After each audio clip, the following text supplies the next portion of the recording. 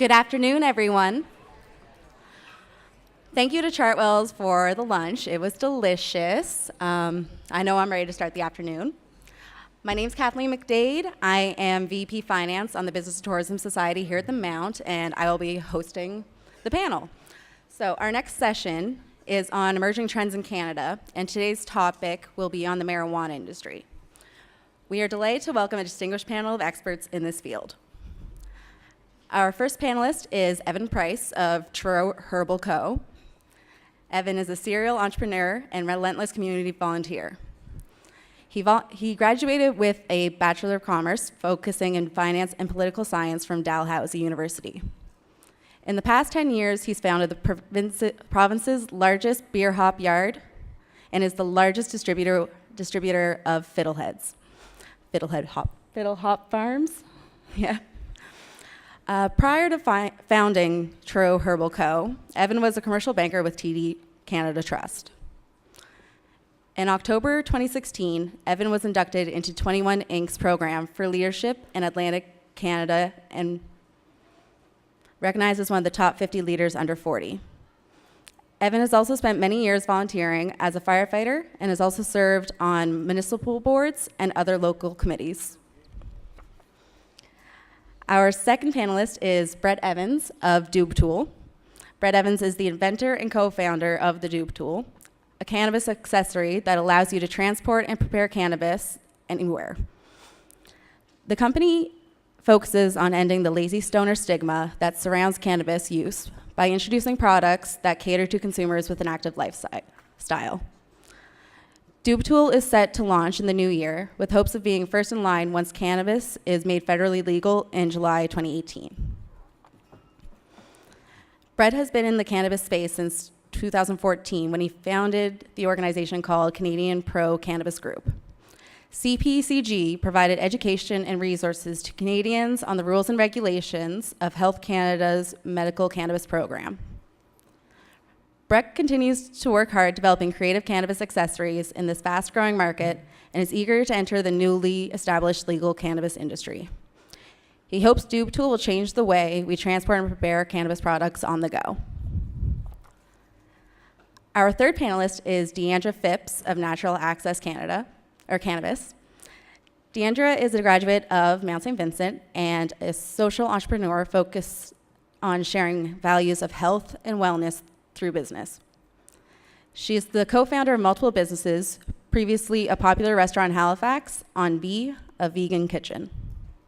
Most recently, she has become the manager of corporate affairs for National Access Cannabis, a nationwide system of distinctive healthcare centers that provide over 10,000 Canadians with legal means to access medical cannabis, including information, education, medical liaison services, and a safe, regulated supply.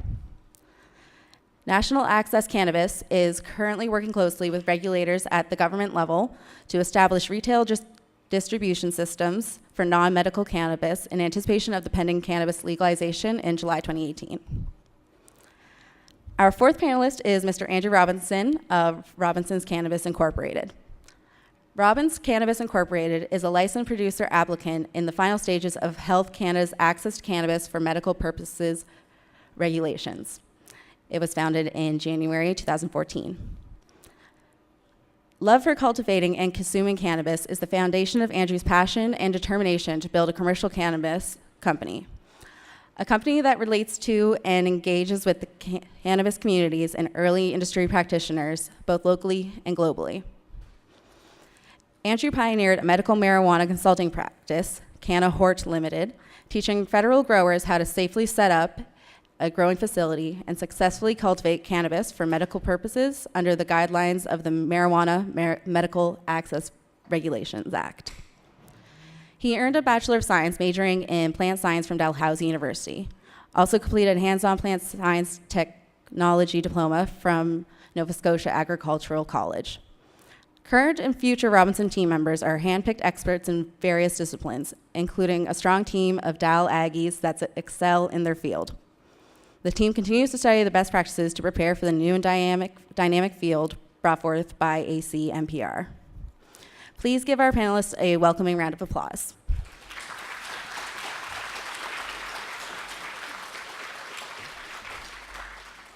I will start the session off with a series of questions for our panelists. There will be time afterwards for students' questions. So question 1, how did you get into the cannabis industry, and what is your business role in the medical cannabis industry in Canada? We'll start with you, Evan. Yeah, perhaps. Yeah, okay. Maybe I'll just do it like this. Okay, so I've been involved in the cannabis space for about 4 years now. But in agriculture for over 10. I took finance at Dalhousie and in the commerce program there. And my last year, I was elected as the VP Finance of the student union there. So there was a health plan that was self-directed. And I was responsible for doing the actuary and the costing on service delivery for the 17,000 students that subscribed to the health plan, in addition to running the other businesses of the student union. So that got me into the pharmaceutical space and figuring out how those business models work. But before that, as was mentioned, I started a hop yard and also a fiddlehead business as sort of a class project in my early years in the commerce program. And that grew to be the largest provider of fresh fiddleheads in Nova Scotia. So and then that grew into starting a hop yard. And as it turns out, hops and cannabis are actually cousins. So I was working with the plant systems and the structures in an outdoor setting for about 5 years, selling hops to Garrison, and then they would make a local beer out of it. And about 4 years ago, when I was put on the cover, actually this month, I think, the Globe and Mail put a headline on there saying Health Canada creates $1.6 billion industry, cannabis sales. And so I was like, well, then maybe I could do that. So printed off the paperwork and found that it was going to be a large document and more than I had to be able to fill out just on my own. So I started talking to some partners. And the first one that I reached out to was Dr. John Gillis, who is a prescribing pain physician. He's also the ER doctor for Dartmouth General Hospital, and maybe somebody you would have seen on the radio or on TV through that Doc Chalk program that he has. In addition, I've known John for probably 15 or 20 years through politics, but this was the first thing that we've done together on a business front. And then the next person that I talked to was Barry Mellish, and he was an RCMP retired member after 28 years, did a couple of tours in the former Yugoslavia as, I think, the second highest in command over there for the UN. And he then moved back to Nova Scotia and then started a security consulting business. And so with his experience in law enforcement and security systems, then he was a good fit for us. And after that, we had 3 people on the team. So the final part that we needed was to find a quality assurance director. So I had done some hop research at St. FX with Dr. David Morgan, and he's got a PhD in biochemistry, and he and I had worked together previously on some chemical analysis of hops makeups. So I approached him and said, are you interested in leaving the university and coming on to run our quality assurance program? And sure enough, he was. And so at that point, we had security, the medical aspect, the quality assurance of the product, and then the business analytics from my side, and that was the company. So we started filling in the gaps as it grew and filed the application about 3.5 years ago. It was accepted, and as of about a month ago, Health Canada said that they no longer require any additional information from us. So our application's finished. Now, as soon as we're done construction, which started about 2 months ago, then we'll be licensed within a week. So that's how I got here, and the space we plan on occupying sort of evolves as the regulations evolve, and we'll be, first off, we're going to be a retailer of medical cannabis to patients in the Atlantic Canada region, and as partnerships are formed, which we're working on heavily right now, then we'll be able to maybe meet a broader demand for within the recreational market. Yep. Thank you. So I started in the cannabis industry back in 2014. I was a founder of a group called the Canadian Pro Cannabis Group, or CPCG.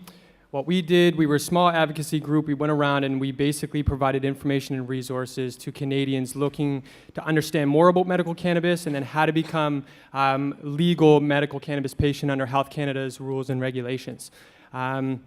We were kind of more primarily in and around Halifax, Nova Scotia, and Atlantic Canada, and we basically pointed people in the right direction, provided information and resources through our site.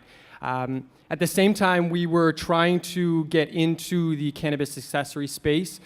We were in the middle of developing a product which was introduced in my introduction, called the dupe tool. And the dupe tool is a cannabis accessory that allows you to transport and prepare cannabis products on the go. Our main focus, and I guess our role in the industry now, is defined by our what and our why. So we have a what, and that is our cannabis accessory, dupe tool being one of those cannabis accessories, but most importantly is our why. We really wanted to create products that were catered to cannabis consumers with an active lifestyle. So when a lot of people think of cannabis, or primarily cannabis consumers, they don't really think about an active lifestyle.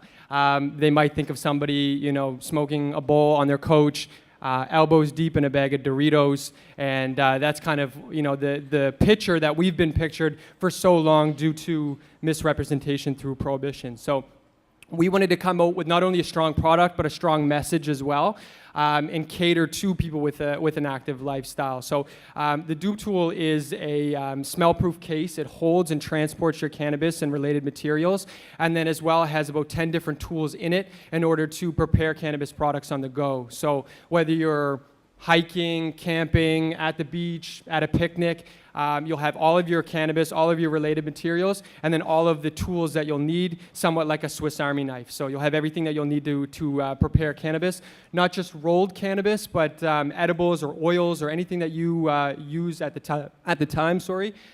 You can be able to go ahead and prepare it all with one tool. We wanted to make a tool that's as multifaceted as the plant itself, and as multifaceted as some people's days are. So we really wanted to focus on that primarily. Our why is very important. We're really trying to chip away at the stigmas that have kind of plagued the industry or shadowed the industry over the last 70 years of prohibition, by creating products and by creating kind of a brand image that allows not to be so much put into a category. So everybody that consumes cannabis, or anybody that uses cannabis, whether you're talking about recreational or medical, they're not all stoners. We're not all kind of put into one category. If you consume cannabis that way, that's fine, but not everybody is there. So really hoping to develop this product. The product's hoping to launch in the new year. We hope to be kind of at the start line once cannabis goes federally legal in 2018. And we're really hoping to be there with this image, with this strong message behind our brand, so that people can say, there is a lot of people that are in this aspect that use cannabis throughout their day and that live a very active lifestyle. And we hope to cater to them. And we hope to cater to other people that might not use cannabis yet, or maybe is just new to cannabis, to say, not everybody is that, and not everybody's in that section. So we're very excited to be there for when cannabis goes legal, and we hope to be kind of at the start line when everything kind of goes forward. So thanks. Hello, I'm Diandra, and I got into the cannabis industry when I was 14. No, I'm just joking, recreationally speaking. Cannabis was always a big part of my life, and ironically, now that I'm in the medical cannabis space, I actually don't consume the product as much, and just use it in very micro kind of dosed amounts when and if I need it. So it's been really interesting to see that change of a recreational kind of mindset into more of a medical mindset. So I grow for a few patients. So I have a patient with MS as well as cancer that I grow organic cannabis for. And that was always kind of in the background of why I wanted to get into the cannabis space. I owned a vegan restaurant, and I was always involved in the health and wellness industry. So when I looked at selling my restaurant and kind of moving on, this opportunity opened up with National Access Cannabis in Halifax. We are a national company, and we have medical clinics all across Canada.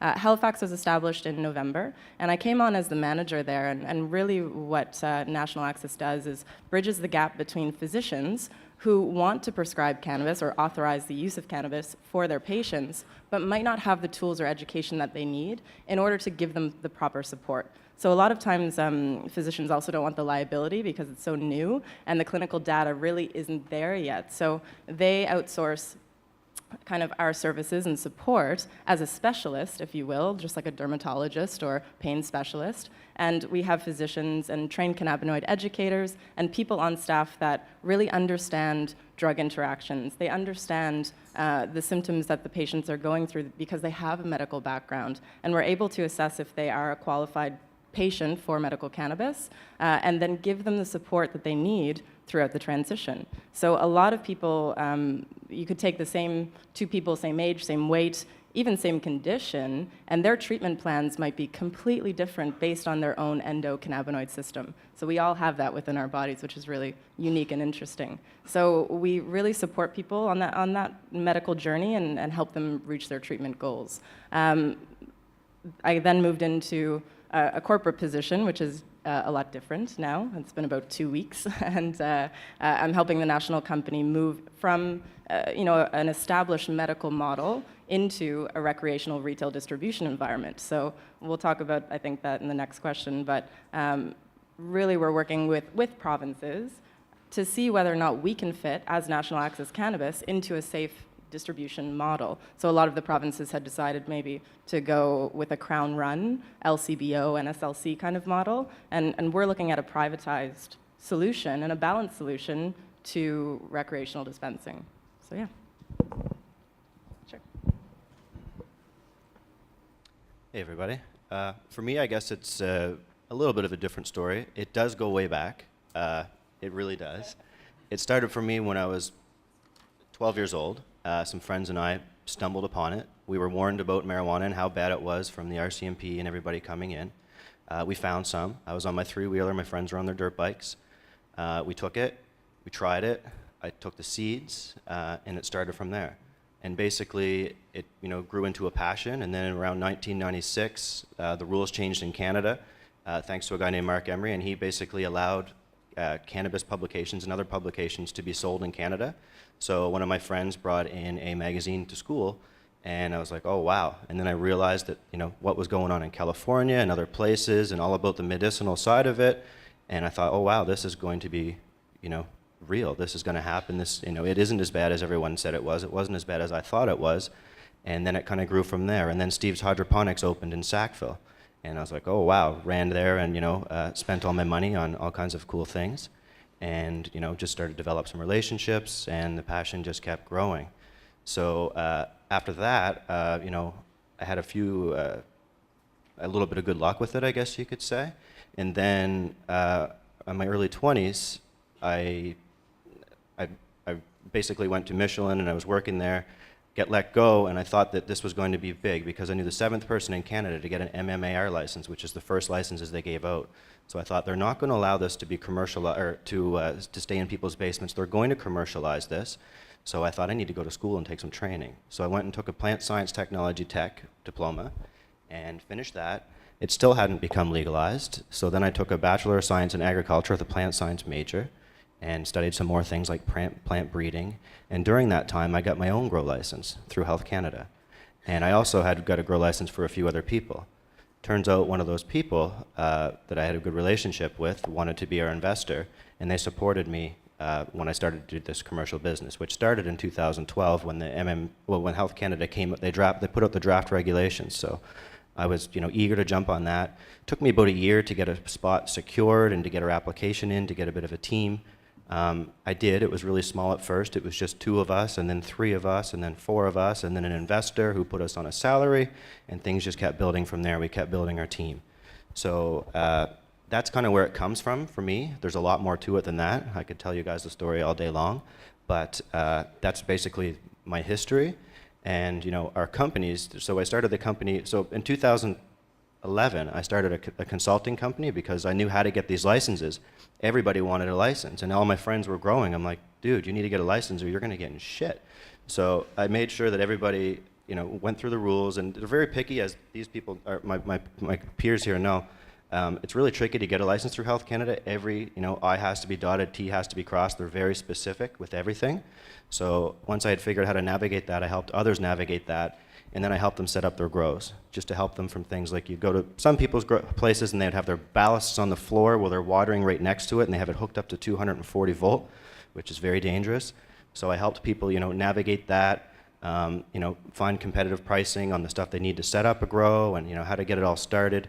And from there, I basically was planning on taking that company and transitioning it into the new program, but that's not really how it worked. So we started a new company in 2014. which was called Canahort Agriculture, but now we've changed it to Robinson's Cannabis Incorporated. And I guess we've been hard at it ever since. We've been very fortunate with a really good investor from early stage who funded us and put me and my team on a salary. So we've been basically working, as a small team with very little oversight. And I guess we've just been building and building, and now we're at the final stages of the application process. And we've purchased 11.4 acres in the Kentville Industrial Park. And we've cleared the land, and we have some machinery there now prepping the site, and we should be putting footings in a few weeks.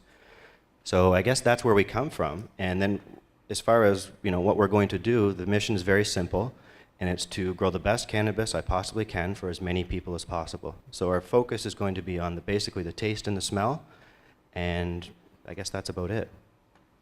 Perfect, thank you. The second question. How does your company fit into the government's newly established legalization framework for recreational cannabis? You can start back here at the beginning again. Yep. There's two standards here that are going to be sort of a working target here. So the federal government has announced the bare minimum, and so that'll be, once recreational takes hold, that it'll be 18 as the minimum age, and the licensed producers, like Andrew and my company, will be able to retail online to anybody that can demonstrate their age. So the provincial framework is then able to step in and change that. They can either take those rights away or amend them a bit. So we've seen a couple of different ways. So British Columbia has announced that they're going to be incorporating their dispensary network likely in a privatized model. Alberta has announced that they're going to be moving along with that similar model, that there'll be individually licensed providers that'll work with licensed producers to distribute that material. And then Ontario took a different track and announced that they're going to be moving through a Crown Court model, and the product is then procured by the LCBO and then resorted through a network of distribution facilities across the province. And then New Brunswick just announced yesterday that they're going to be doing the same thing, that they're going to be procuring the product from the 3 New Brunswick producers and then distributing it through a network of 20 locations in 15 towns or municipalities. Nova Scotia is currently doing consultation right now to figure out what age, it's likely 19 that they're going to be doing it at, where it's going to be sold, and it's pretty heavy that they're steering towards the NSLC as the first round of distribution. And we're not clear yet as to how the licensed producers are going to be able to sell online or in like craft stores themselves, that sort of thing.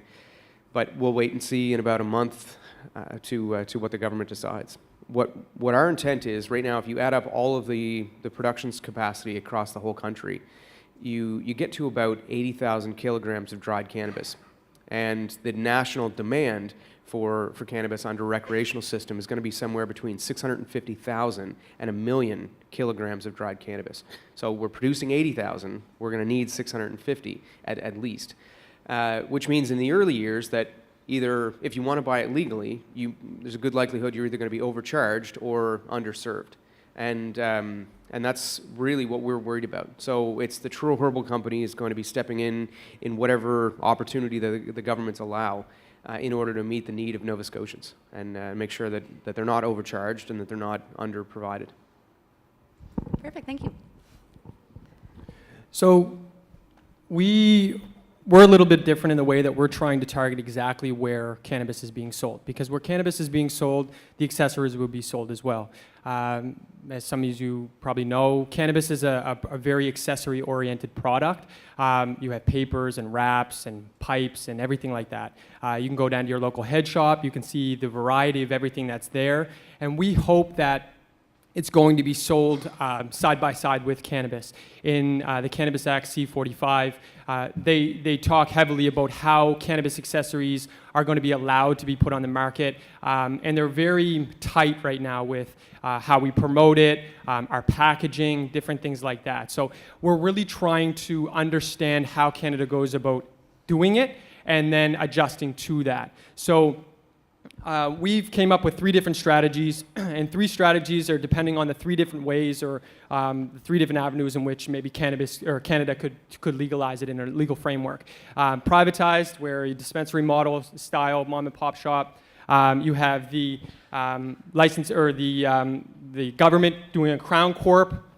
You have that direction where they control the sale of cannabis, and then you have a hybrid model. And so we have 3 different strategies set up and just waiting to see kind of which one we're going to focus on, hone in on.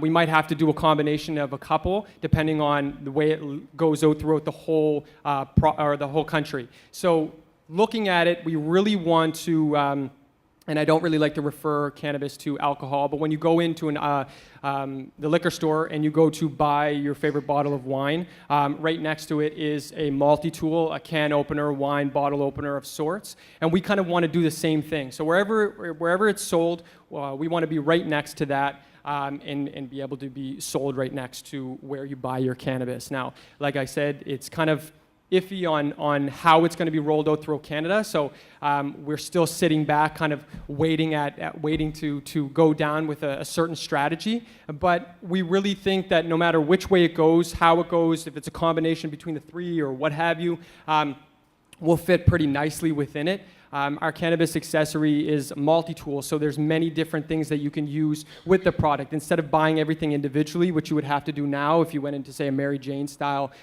shop, you could buy every single piece of our tool individually, which will cost you more, and you could buy the dupe tool. It's right there. It has everything that you need. You can grab one tool that does it all and walk out the door and have everything that you need in order to transport and prepare your cannabis products. So we're really trying to see how Nova Scotia will deal with cannabis accessories. They talk a lot about just the cannabis aspect, the raw form or the growing of cannabis. So we're trying to suck out as much information as we can of kind of what we can expect when it comes to cannabis accessories in the country, and kind of move and target each one as it's rolled out throughout each province. So really keeping a strong strategy for each, and then focusing on what one strategy or what multiple strategies we need to use in order to be an effective brand in the industry. So, Thank you.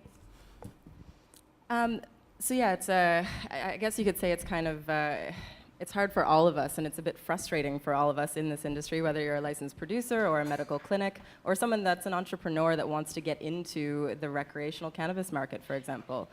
We don't really know. The federal government has come out with, like Evan said, base kind of standards and guidelines that the provinces have to adhere to, but then the individual provinces are left to determine the distribution channels, where it will be sold, how it will be sold, what it will look like. And in the medical side right now, all that's regulated to sell to medical patients, and there's 200,000 medical patients in Canada, are dried flower, sublingual oils that are mixed with vegetable oil that aren't meant to be smoked, as well as capsules. And there is a sublingual spray that one of the licensed producers has come out with, which is basically a sublingual oil.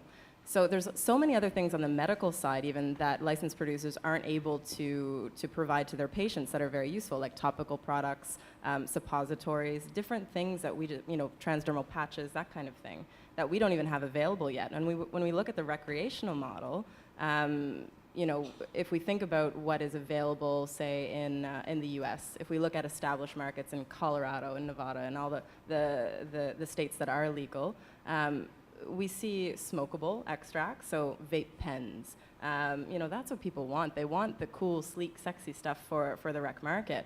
There's edibles and lots of other things that aren't going to be available in the first year of production on the rec side.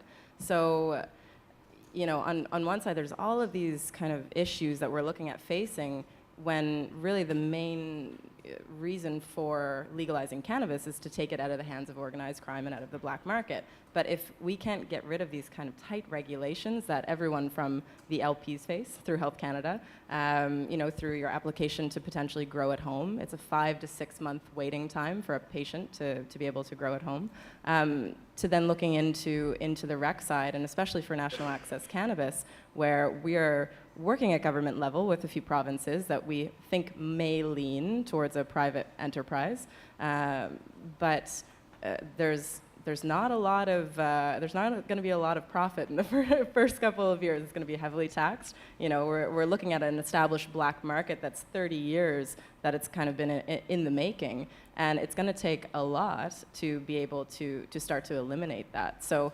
from our perspective and where we want to move as a company, we really want to be able to create a balanced approach without the legacy costs of the construction and the unionized employees and the training and everything that the government is going to face as a startup cost, essentially, to making this available to their provinces, and come with the expertise, the knowledge, and really a kind of a day one opportunity for the governments to make money off of a privatized industry that's full of innovation and diversity, and diversified product and innovation means diversified prices. So it's a very convoluted, I think is the right term, federal medical system, and then a provincially regulated recreational system. So there's going to be a lot of things crossing over where we see a lot of red flags, and we're really trying to become a solution at the government level for something that would work moving forward for both medical and recreational.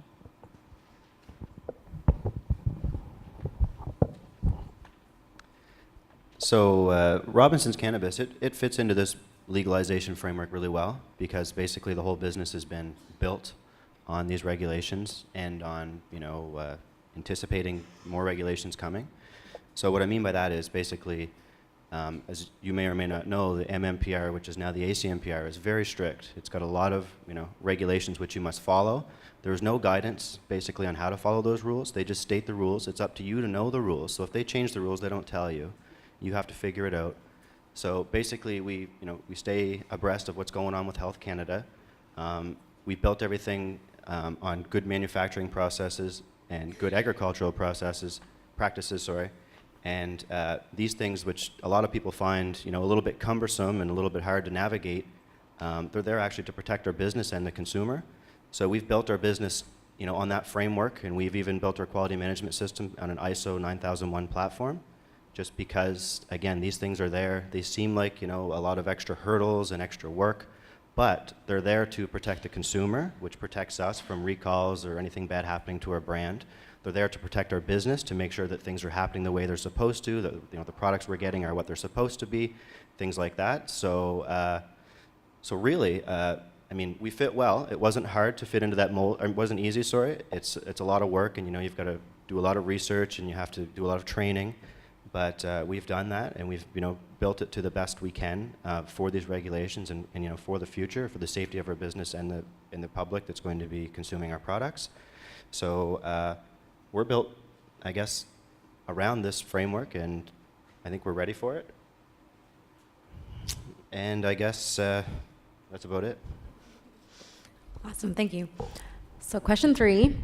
What have been unexpected challenges that you have faced, and how did you or will you overcome them? Do you want to start again?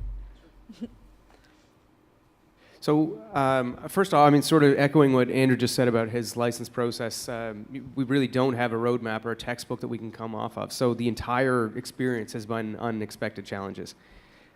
So far, our application has worked its way up to just over 2,300 pages. And I remember my time at Dow. I'm not even sure that I wrote that many pages in 4 years. But at least I had a textbook to work off of. This one, they give you the question, and even Health Canada doesn't know the answer. And the way that you get through it is that you have to prove competency.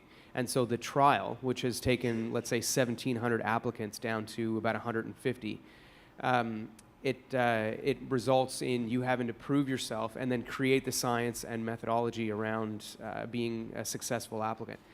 And the reason why they do that is that when you're out in the real world, when it comes time for dealing with something that's out of spec, so do we issue a recall? How do we correct this measure? How do we correctly interpret what this out of spec result actually means?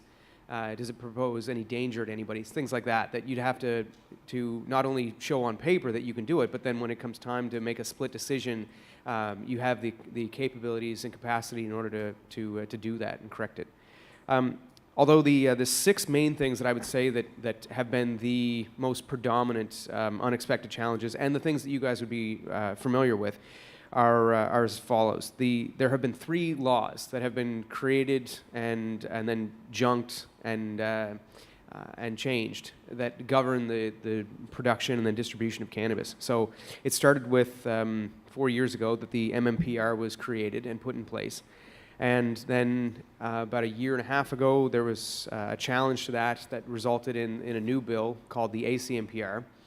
And then Justin came in with a legalization mandate, and he's now created the draft legislation to legalize the distribution of recreational cannabis. So those are the 3 legal unexpected challenges.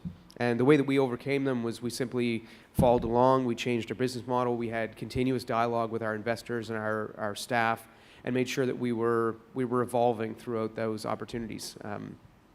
The 2 challenges that were happening around sort of elections were things that you can't predict, and it's the outcome of a federal election. At the time, Stephen Harper was the prime minister when he brought the original laws into place, the MMPR, and then lo and behold, Justin gets on the scene and wins and goes from like a 3rd place party up to a majority government. So, I mean, the odds makers in Vegas might have been able to handle that, but we didn't know that was going to happen, and how could you? So the second part is that McNeil government, and they went back to the polls a little bit earlier than when they were required to, and they were returned with a smaller but still a majority government.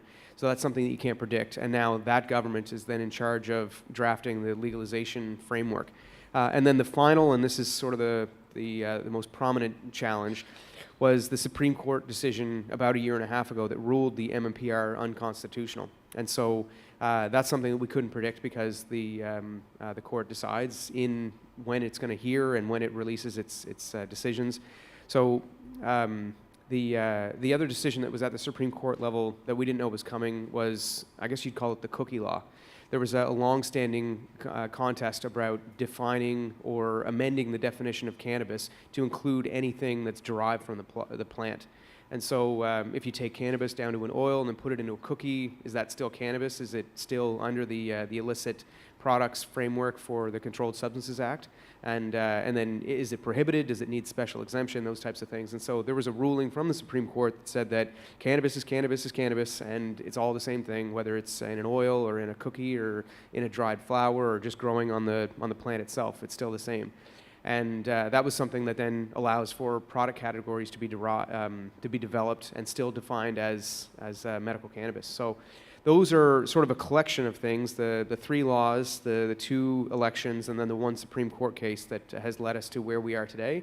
And if we didn't bet the right way on all 6 of those, then I'd be one of the, let's say, 1,500 companies that didn't succeed in this industry as opposed to one of the few in Nova Scotia that are going to go forward.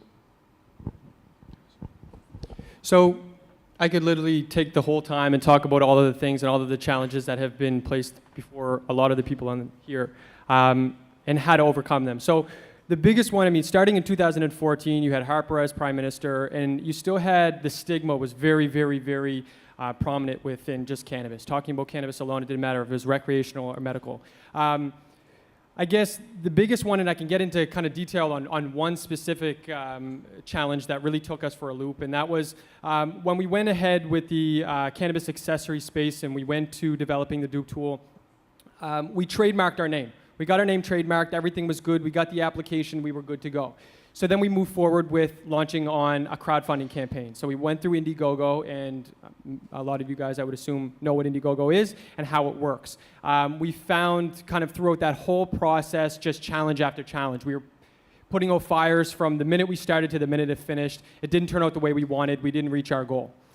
But the big thing that happened in the middle of that was in the very middle of the campaign, we got a call from our trademark lawyer. And he said that the review board, the trademark review board, had prematurely issued us a trademark, and that after more review, closely reviewing what we were trademarking, Doob, D-O-O-B, in our name is referred to as a rolled cannabis cigarette, and that was illicit. Now, we fell under, in a legal aspect, we're in the cannabis accessory space. In an illegal aspect, we're paraphernalia, and it's just cut and dry. Indiegogo runs off a platform in the United States, so we were paraphernalia, and we fell under their terms and conditions. So We were looking at now, we have become public, everybody knew who we were, knew our name, knew our product, and now we don't have protection over the name. That is very scary, to give somebody something and then pull it away last minute, to tell you you're good to go, you're good to move forward with this, and then pull it last minute, left us in the middle of our campaign with no protection of our name. So those are that alone was huge. It goes on and on of just talking about we have our product sourced overseas. We got to look at what ports they stop in and what the rules and regulations are for paraphernalia in those ports. Things that most entrepreneurs that are getting into any traditional business today don't really need to pay any attention to. You go, you have a name, you trademark it, you get your trademark, you're good to go. You don't have the worry of them coming in and pulling it last minute or changing something. But I think how we overcame everything, and I mean everything as in probably the 10 to 12 big obstacles that have been put in front of us since 2014, was not being too stuck on exactly how we wanted to go about doing it. We were stuck on one thing, and that was the why. Again, ending the stigma and chipping away at the stigmas related to cannabis and the lazy use of cannabis. So as long as we were constant with that, everything else we were flexible with. So if it went privatized, we go privatized. If it went Crown Corp, we go Crown Corp. Everything is very much up in the air, and you have to know when running in this industry that it can change within an email or within a press conference. So those were the big things. We've managed to come across or go over every single challenge and obstacle that's been put in front of us. It just makes us more eager to get to that legal cannabis framework. And once we're in that, I think that we have kind of understood it to a point where we can move forward with one strategy or a combination of both and really be confident that nothing is going to be thrown in front of us that we can't handle. So yeah, a lot of challenges in this industry, and you just got to overcome them like you were to overcome anything, any entrepreneur overcome any obstacle in any industry that they're starting in. But it was definitely a unique set of situation with cannabis being illegal federally in the United States, becoming legal federally in Canada, paraphernalia, terms and conditions, all of these things we fell under. So we've overcome them, and we're still here. We're more eager and more motivated than ever, so we'll just continue on.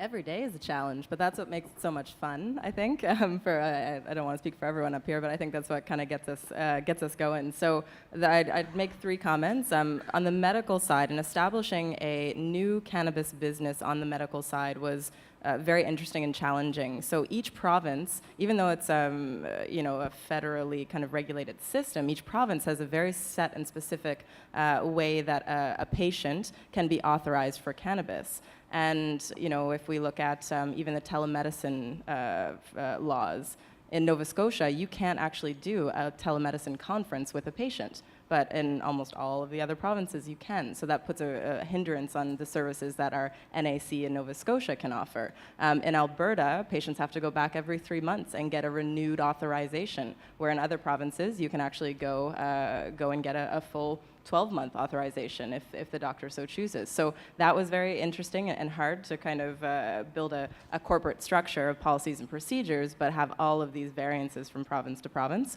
And I guess I could say the same about the recreational side as we move forward. Our business strategy changes every day. From 6 o'clock at night, we'll think it's one thing, and then by midnight it's something else. So it's very hard in a traditional sense when you look at your business and your goals and objectives moving forward. You don't really have that in the cannabis space right now. Certainly some businesses do, but others are facing the what ifs, and they're left at the mercy of the legislation that's going to be put in front of us. So we might get an insider kind of tip that, BC might be swinging towards private. Great, so we spend all of our resources and time just coming up with an expression of interest for BC, and then it all changes and it falls the other way. So, we have to look for the opportunities where they come, but not all opportunities are good opportunities. The last point I'll touch on is, as an entrepreneur, I have another company that I'm developing a product line with a partner of mine, and with everything that's going on right now and everyone wanting to get into this space, if you don't offer something to the cannabis industry as far as a product that doesn't stand out, that's top quality, that doesn't improve a process, save money in some way, then there's no hope. The big industries are going to take over, at least until the legislation kind of loosens up and there may be some space for some entrepreneurial kind of innovation. But for us, we were looking at this product line, and we're in Canada. It's an illegal product recreationally. So we're trying to develop a product and pitch it to licensed producers, to companies, and we're saying, well, can we legally make this product from the stuff that we grow and then ship it to people? Can we do patient studies with it?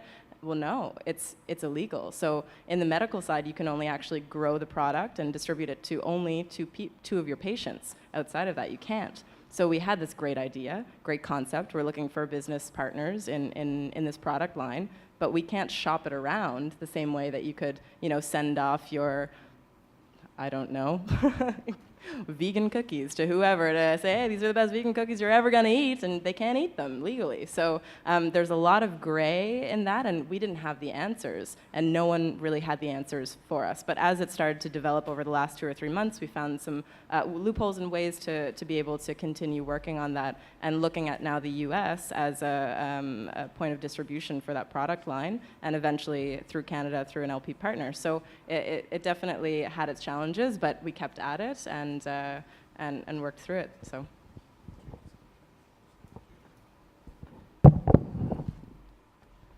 So I guess the other speakers pretty much covered a few of our challenges. Like, the law is always changing, and like they said, you don't really know. You build something, you're expecting something, then it changes.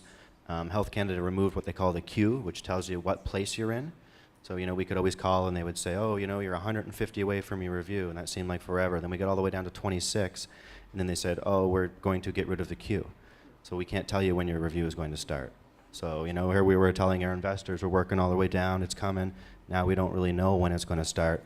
So things like that are really frustrating, and there's not really much you can do except for just pivot, adapt, and move on.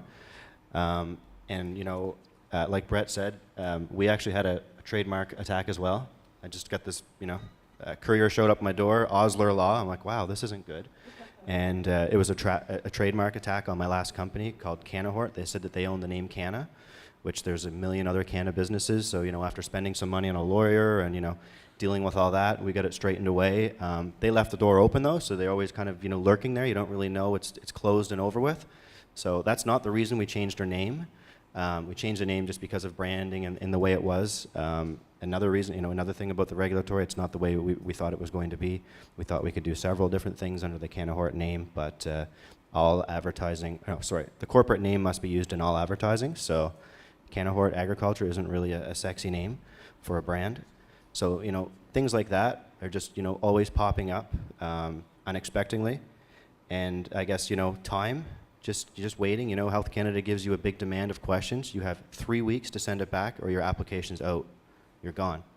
And that's the way it is, So you're waiting for like a year. I'm not even exaggerating. You're waiting a year for Health Canada to respond to you. They respond to you with, a page or two of just bullet points saying the rules. They don't even tell you where you're deficient. And you may have, a few hundred pages on that section, but you don't know what's missing. So you've got to figure it out, and you've got to address it. And you may have, so you may address it, you send it back to them, they send you the same thing back. So you've made a change that didn't cover what they were talking about, and you're like, well, we just increased our costs. I wonder if we had to do that. Well, we can't really go back on it. So things like that are very, challenging, because again, they don't tell you how to meet the rules. There's no guidance. So I guess that's been probably our biggest challenge. And another thing for me is, it's an opportunity at the same time, but because of, it's so restricted, originally we were going to start our business off at about 3,000 square feet, so we could kind of walk before we run. But then, due to time and costs and a number of factors, we pivoted and we changed our model to a 16,000 square foot facility. And then when we were looking for investors, they said, that's too small. We'll invest in you if you double your production. So then we had to double our size again, so now we're 27.7. And then basically the day we get licensed, we're looking at expansion. So that means for me as the grower, the one that's responsible for everything, and the president, I've got to make this thing work on a massive scale, to perfection without, any big problems. And that's a little bit of stress too. So you have to really think things through, and be really certain in what you're doing, and still try to walk before you run, which is kind of hard. So that's a little bit of a challenge too. And I guess really the whole process is, it is a challenge in itself, but the bigger the challenge, typically the bigger, the reward. So when we finally do get there, I think it'll be worth it, and we'll be happy we went through all these challenges because it'll make a stronger business. But it certainly is challenging. So this will be my final question, and then we'll open up the floor to student questions. What are the current business and career opportunities for students and new graduates in the cannabis industry? Do you want to start? Sure. I would say the current opportunities is one of the reasons why we located in Truro, where we did. And I'll just point out, it wasn't mentioned earlier, but almost everybody on here has some sort of Truro connection. So I'm going to say that unofficially Truro is the cannabis capital of Nova Scotia. That's right, yeah. And because Diandra and I actually grew up together in Truro, and Andrew lived there for quite a while and did some research out of the Perennia Center in Bobble Hill there. So yeah, exactly, and went to school. And so that sort of brings me to my point, that student opportunities are great because this is an explosive market. So I mentioned before that right now, if you add up all of the production space in Canada, you get to around 10% of the demand.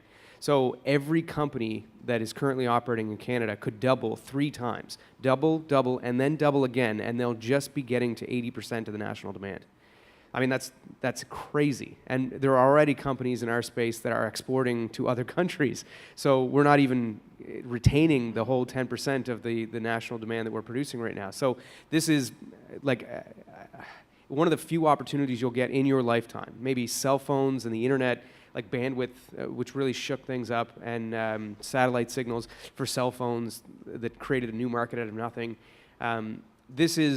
It's not creating a new business because the business has already been there. It's been in the black market. It's been in hallways and dark alleys for 100 years, and it's still there. But we're able to capture most of that and bring it into the light. So the opportunities are very much entrepreneurial in that if you can define a need, there's nobody providing that service. You can go and serve that purpose. And then be paid well for it because it's needed. We need more inventory and we need more services and students. So the reason why we located primarily in Truro was our proximity to both Dalhousie's medical school in Halifax and then the Dal Ag campus in Truro. And we wanted to work with the plant scientists like Andrew's cohort. Many of the graduates there would be either going on to master's or PhD levels, and some of those postdocs could come work in our facility, and then also the med school in Halifax. And to that end, I actually just got an email, so talk about breaking news. We've been working on a patent for about 1.5 years, and the international search came back that there's a few challenges, but a few things that are uncontested, so it's looking like we'll be able to meet the market with an undeveloped product, and that sort of echoes what Diandra mentioned about you need to be innovative in this space. And so the student opportunities are going to be study where the market is right now, but figure out what people are going to need in a couple of years from now, and then learn how to do that. And if you tell me about it, then I might just carve some money up and pay you to do it. So I think a lot of people now are in a unique position, especially the students, where you guys are going to be getting into, or once you're looking at getting into the industry, there'll be some type of, there'll be something established. So there will be framework.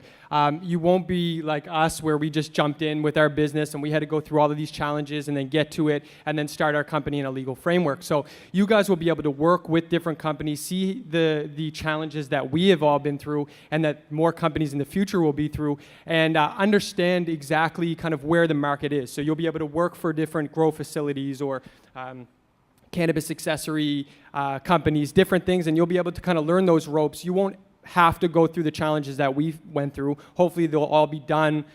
You guys, of course, will have a new set of challenges, but understanding and learning from people and learning from an industry that's starting to establish or that's already established, and then taking what the information that you know and going out and starting your own thing. So you guys are very much in a unique situation. I think that when you're talking about being an entrepreneur in this industry, and once this industry starts, I think innovation is going to be something that's huge. Innovation. I I believe with just how fast other industries are turning, you see Uber turning the taxi industry on its head and Airbnb and different things, just with the amount of technology that we have in our possession right now, we're in the position to flip these industries or move new industries like the cannabis industry, move it very, very quickly. So, we're developing and launching, the Doob tool come the new year, but we're already developing 2 more products that are going to be kind of backed up and followed up because we do believe that we have a good chunk of the market right now, but definitely there'll be people that will see what we do or already have the ideas and developing right now, and that will just be jumping into that space.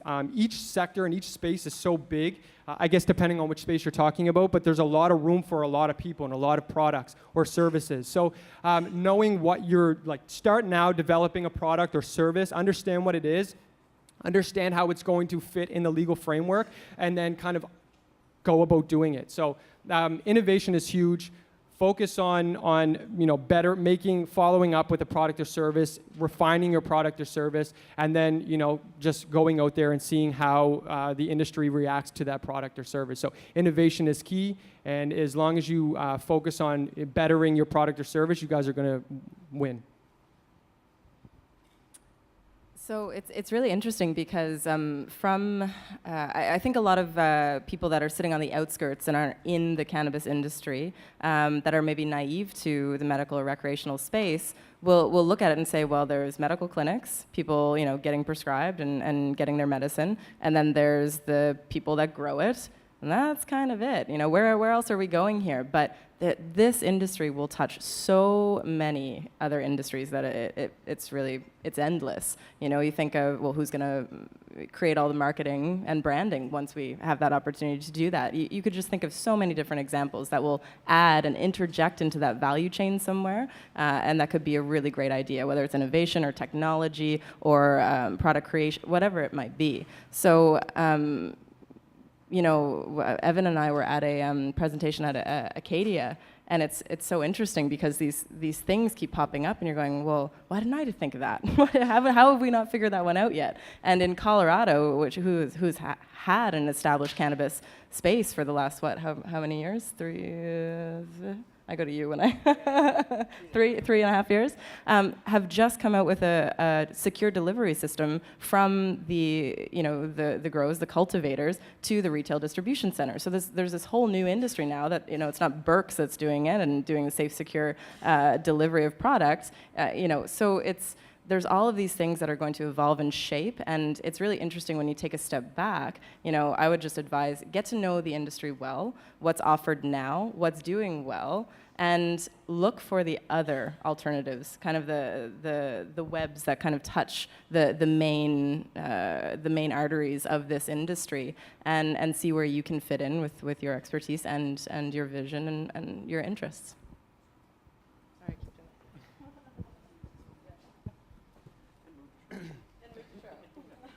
So I guess just to echo what they're all saying is it's really up to everyone to determine what opportunity is there, because it's a brand new market. Imagine if this had started 100 years ago and evolved the way it is now in a regulatory market, commercialized. There's a lot of opportunity. I mean, there's a lot of products it can be added to, that it can coexist with. There's so many opportunities, and for me, I mean, I want to get into all these things, but again, my main thing is just going to be the dried marijuana, just because that's such a big opportunity. But at the same time, while that's going on, I see all of these other opportunities, and it's so hard to just tell myself, stay focused on that, and that's, I've managed to do that so far, but there's so many different things that I just want to, jump into, everything from, energy saving things to byproducts with the plants to, all kinds of different things. So really, the opportunities are all there, and I think, just like Evan had said earlier, there's more opportunities in this. This is just like the .com era. Like, think about it with tech. That happened how many years ago, and we're still coming up with all kinds of crazy ideas for apps like Uber and all kinds of things. So I mean, it's the same with cannabis, and what those real big opportunities are, I don't really know, because just like Diandra said too, when people talk to you about these things, and I'm sure all of you have people coming to you with these ideas, you're like, oh my God, duh, why didn't I think about that before? There's just so many variations and possibilities that it's really up to everyone to determine those themselves, I guess. But I see a lot of opportunity. The regulatory side of it is a little bit of a challenge, but it's also an opportunity. That means that if you have an idea, it's not very simple for you to just take your idea and get it out there, or for someone to steal your idea and do it. There's actually a lot of work behind it. So again, that just creates more of an opportunity. So a lot of opportunities, and there's going to be more opportunities to come. Who knows? They may allow outdoor growing. They may, there's tons of things that could happen. And the other thing about this is, it's not only an opportunity for cannabis. We learned in agriculture back, I think it was around around the time of the war, they had what they called the Green Revolution. And basically what that means is, agriculture, they've been doing things for a long time. Then all of a sudden they came to a point where they needed to be able to produce more with less. And that's kind of where we're at now. It's incredibly energy intensive. They're saying that indoor marijuana cultivation is more energy intensive than data centers. And data centers are basically known as the most energy intensive type of business around now, from what I understand. So again, there's just a lot of opportunities to drive agriculture forward, not only in this industry, but to use the concepts for other things. So lots of opportunity.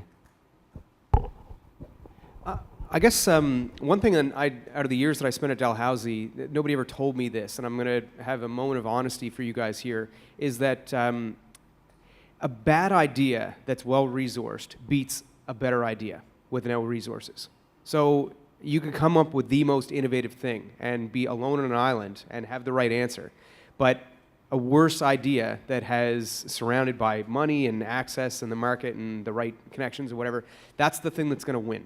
So as much as it is about, you have to live in the documents, know the laws, you have to know what customer patterns are, you have to think creatively about how to get around some of those aspects.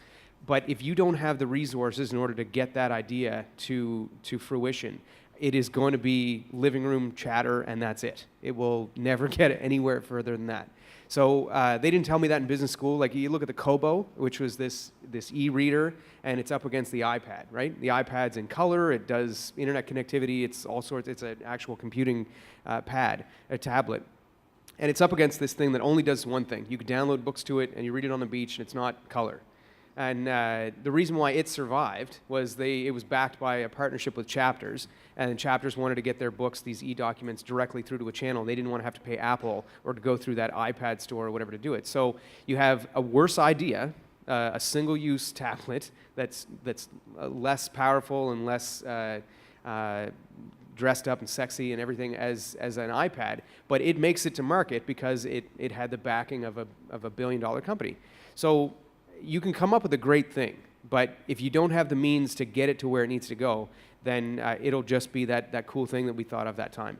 So as much as you do about building the idea, knowing the rules, getting the right answer on the test or whatever, you have to build the network that you're going to take it to. Reach out to company presidents and staff and anybody that you can that is in a position to be able to help you get that thing further.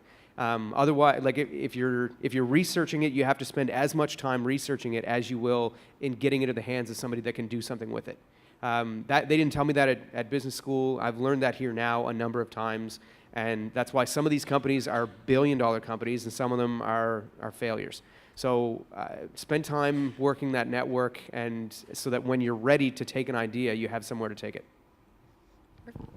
Thank you very much for that. So we'll open up the floor to student questions. Please state your name and the school you're from before you ask your question.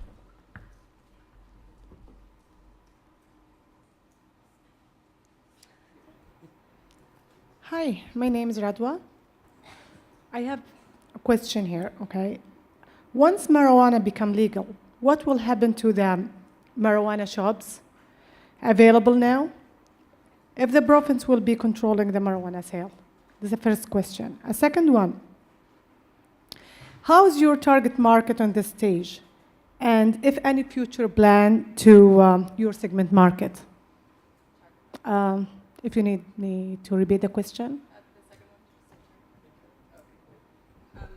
I'll start with the first one. I'm sure we all have something to say about that. But essentially, the illegal retail cannabis stores right now, often referred to as dispensaries, as well as the online sale of cannabis through unregulated online shops, will be shut down. by July 1st. Now, it's up to each province to determine how they are going to do that.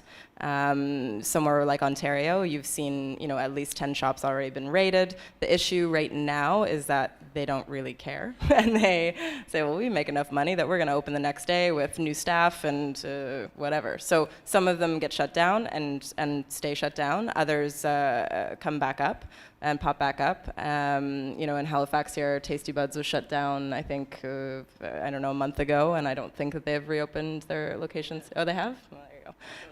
Under different management, so new management. So it's very important for the federal as well as provincial governments if this is going to work, and they really have to commit to shutting those places down. But the problem is the general public, medical patients. We had an RCMP officer come in to kind of ask some questions about medical cannabis, and his doctor wrote him an authorization, and his doctor told him, oh, just take it down to Tasty Buds, and they'll fill your prescription. And so he did, and then he came in to us, and he said, hey, I saw cannabis. Are you guys like Tasty Buds? That's where I get my CBD oil now from. I just didn't. And one of our staff said, well, actually, that's illegal. And he said, no, it's not. My doctor sent me there. and my staff member really had some fun with this. And he said, no, actually, you are breaking the law. Because a lot of people say, well, these dispensaries and retail locations are breaking the law by servicing the medical community. But the actual patient themselves is also breaking the law because they're purchasing unregulated product. Their authorization is meant to go to a licensed producer like Evan or Andrew's company, and they can't shop it around. It's like you can't take a prescription for a prescription drug and go to pharmacy 1 and pharmacy 2 and pharmacy 3 and get that filled. So as much as it's important for the medical side, it's also going to be important for the rec side for those shops to be shut down. You said the second question was in regards to target markets?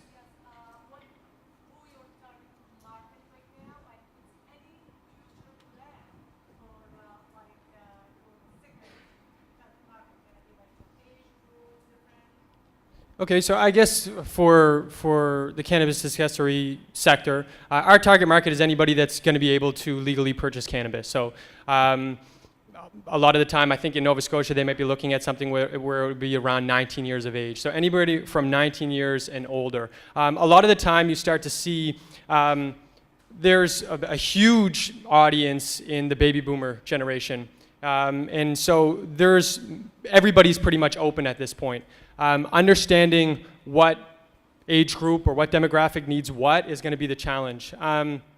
For us, we are catering to anybody with an active lifestyle. So if you're 19 years or older and you have an active lifestyle, we're here to help you. In regards to kind of changing a target market or looking at a new target market, it depends on the regulations, it depends on the rules, it depends on how things are rolled out throughout Canada within the next, say, 5, 10, 20 years. I think the framework and the legalization that you're going to see now is not really going to be everything or exactly the way it would be in about 10 years' time. I think that they're going to kind of refine things, work the kinks out, and then by 10 years, hopefully everything will be ready to go. There won't be any amendments or anything to the Cannabis Act. So target market for us, at least, is anybody that's legally able to purchase cannabis and it has an active lifestyle or uses cannabis within an active lifestyle. So we have time for one more question. I saw your hand first. Just stand up. Where you're from. My name is Nathan. I'm from NSCC Lunenburg. You guys have given a lot of excellent information about the regulations on the side of distribution, retail, or production manufacturing. I'm wondering about after that, once it gets into the hand of the consumers, has there been any regulatory discussions about social clubs or the socialization of it after the fact, given existing anti-smoking or anti-smoking laws in businesses? Is there any idea about framing some sort of place where people can go and safely use these products? Sure. So yes, just yesterday I was invited to this consultation with the Justice Department. They've tapped MQO Research in order to consult with the public, and it was a lot of questions just around that. Is that what should the tobacco smoking laws just envelop all of the consumption of recreational cannabis. The one thing that I would caution people on is that although being in proximity could still affect somebody that may not want to be affected with secondhand smoke, and it could be viewed that way, is that any laws that we create that govern the consumption of cannabis use are also going to impact the ability of medical patients to consume their own medicine. So if you say that like the Tenants Act can be amended so that landlords can prohibit cannabis smoke in apartments, and then the outside spaces are allowed by bylaw to be able to smoke outside, so that if you have a prescription to consume something and you can't do it indoor or outdoor, then that's not really a prescription. So I would say whatever laws and avenues, whether it's bars and cafes, or whether it's only in your home, or whether it's on the sidewalk, maybe not this sidewalk, but maybe that park, but not this part of it, all sorts of those things have to be considered, but they all have to make sure that you're treating the recreational framework with not capturing or restricting the ability for patients that are properly prescribed from using this product themselves. And the rest will sort of, society will kind of figure out, and I don't imagine that we'll be at like a European model tomorrow, but certainly there will be different jurisdictions. Each of the towns are going to have conversations through the mayors and the councillors with their citizens, and figure out what works for them. And what works in Moose Jaw may not work in Yarmouth. So one thing I will say, I do have to jet. I've got a 2:30 meeting, so I really appreciated the time to speak to you guys. And if anybody has any questions or follow-up, we've got a Facebook page, and it's Churro Herbal, just on Facebook. So feel free to reach out and send us a message, and we'll get back in touch with you. Thanks. All right, we're actually going to end the session here. Thank you very much to our panelists for taking the time to be here today. And on behalf of the Mount, I'd like to present you with a small token of our gratitude.